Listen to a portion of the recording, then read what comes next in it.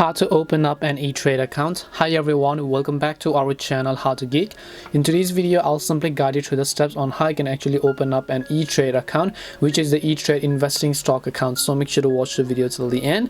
So once you've downloaded the Etrade application, by default it will take you to the login page and then ask you to enter your user ID and then password, right? But this is only for those who have already created an account. And if you've not created an account, you can create it by just tapping the menu icon from the bottom right of the screen. Then just scrolling to the bottom, you'll find the section called open account over here. Just tap on the option. It says, are you already an Etrade customer? I'm just going to select no because I don't have an account. Then it will just take me to a page where I can fill in the form to actually enter and open up a new account. So if it doesn't load up, just try to refresh the application a couple of times over here.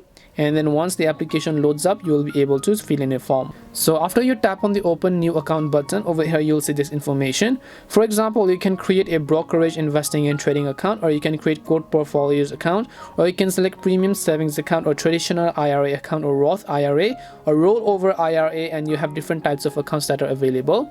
Basically in this case, I'm just going to select a plain brokerage account, and then I'm just going to tap on the open an account button if you want to buy and sell stocks, EFTs and so on.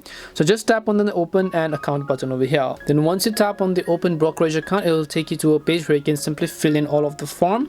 And then once you fill in all of the form, you'll be able to successfully create your account in that way respectively.